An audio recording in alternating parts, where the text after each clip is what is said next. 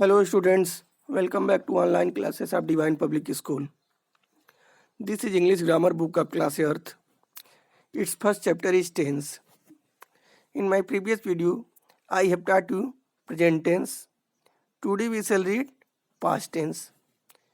In past tense, first we shall read present past indefinite tense.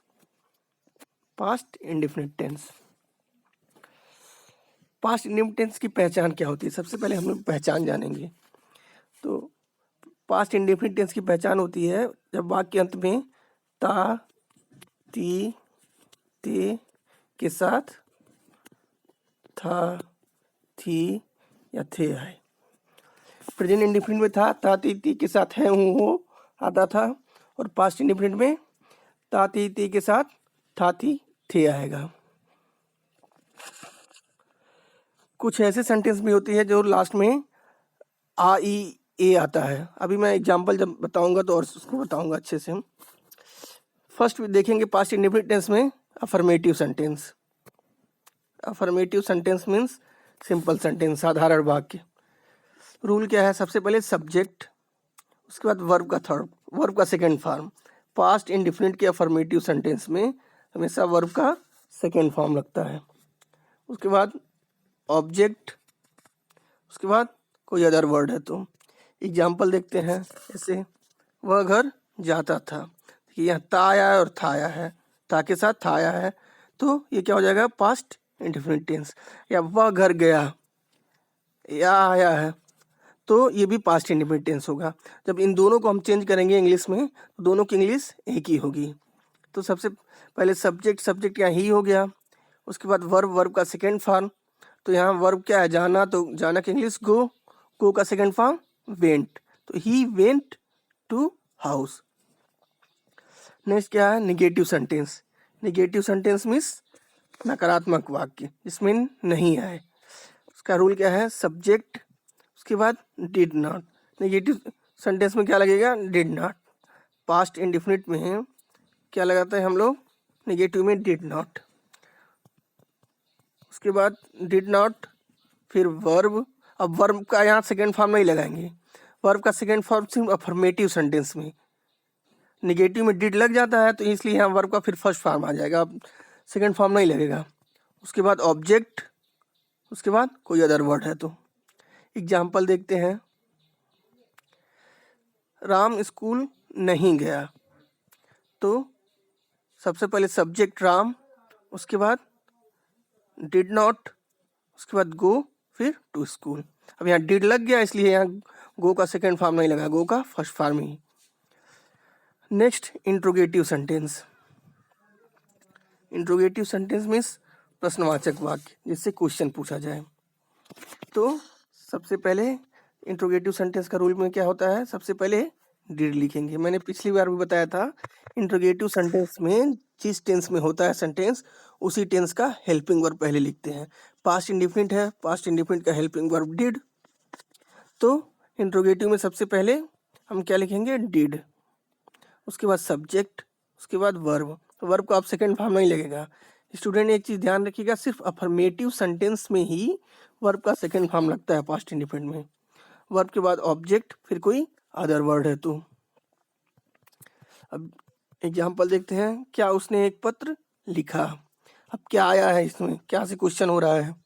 तो सबसे पहले क्या लिख देंगे? Did he, did he write a letter, did he write a letter. अगर कोई ऐसा इंट्रोगेटिव वर्ड है जिसमें क्वेश्चन पूछा जाए, जिससे वो सेंटेंस के बीच में हो, तो उसको पहले लिख देंगे। इंट्रोगेटिव वर्ड तब पहले रहेगा, उसके बाद डिड, फिर सब्जेक्ट, फिर वर्ब, फिर ऑब्जेक्ट। अब देखते हैं students past continuous tense. Past continuous tense, जब प्रेजेंट कंटिन्यूअस पढ़े थे हम लोग, तो उसमें क्या आ रहा था? रहा। जब हम लोग प्रेजेंट कंटिन्यूअस पढ़े थे, उसमें रहा है, रही है, रहे हैं। और जब पास्ट कंटिन्यूअस पढ़ेंगे तो बस ये भी क्या हो जाएगा? यहाँ था, थी, थे आने लगेगा। इतना ही अंतर है। रहा, रही रहे के साथ था थी थे आएगा। प्रेजेंट कंटिन्यूस में रहा रही रहे के साथ है हूँ हो आता था। पास्ट कंटिन्यूस में रहा रही रहे के साथ था थी थे आएगा। ये होगी पहचान। अब रूल देखते हैं। रूल क्या है? सबसे पहले सब्जेक्ट, उसके बाद helping verb was were. Past continuous का हेल्पिंग वर्ब होता है वाज वेयर, वाज वेयर। तो सब्जेक्ट के बाद वाज वेयर, उसके बाद वर्ब, वर्ब में आईएनजी। मैंने बताया था स्टूडेंट्स कि जहाँ भी कंटिन्यूस आ जाए वहाँ वर्ब में आईएनजी जरूर ऐड होता है। तो वर्ब में आईएनजी, फिर ऑब्जेक्ट, फिर कोई अदर वर्ड है। अब कोई एग्जाम्पल देखते हैं। जैसे वह पुस्तक पढ़ रही थी, तो वह की इंग्लिश यहाँ सब्जेक्ट है तो सी, गर्ल्स है तो सी हो गया। अब सी के साथ क्या लगेगा? सी के साथ वाज लगेगा। तो सी वाज, पढ़ना वर्ब है तो रीड, और कंटिन्यूअस है तो ING. She was reading a book. ये हो गया आपका affirmative sentence, mean simple sentence. अब देखेंगे निगेटिव सेंटेंस।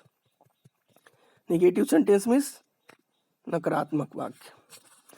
इसका रूल क्या है? सब्जेक्ट वाज वेयर के बाद क्या लगाएंगे? नॉट, फिर वर्ब, वर्ब में आईएनजी, उसके बाद ऑब्जेक्ट, फिर कोई अदर वर्ड है। तो एक एग्जांपल, वह फुटबॉल नहीं खेल रहा था, तो वह की इंग्लिश हो गई ही के साथ क्या लगेगा? वाज। तो ही वाज नॉट, खेलना प्ले, और आईएनजी जुड़ जाएगा प्लेइंग।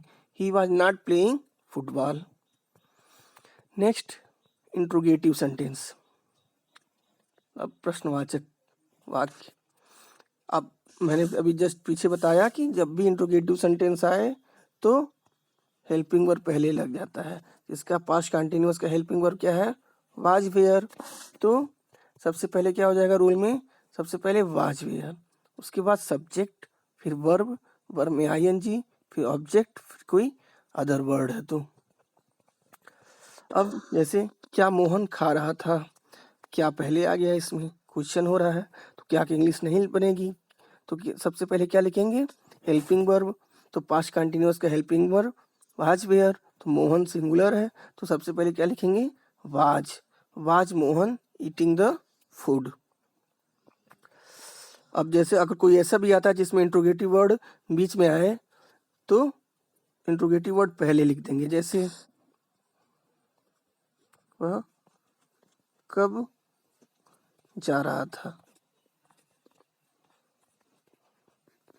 अब यहाँ कब से क्वेश्चन हो रहा है, कब बीच में आ गया है, तो सबसे पहले हम वेन ही लिख देंगे। When was he going. Students, इसी से रिलेटेड मैं कुछ सेंटेंस दे रहा हूँ, इसको आप लोग घर पे चेंज करेंगे। जैसे माली पौधों को पानी दे रहा था, राम ने एक पुस्तक पढ़ी, क्या धोबी कपड़े धो रहा था, वह बाजार नहीं गया, क्या वे नदी में तैर रहे थे। स्टूडेंट्स, इसे आप लोग घर पे बनाएंगे। In my next video I shall teach you past perfect and past perfect continuous. Thank you.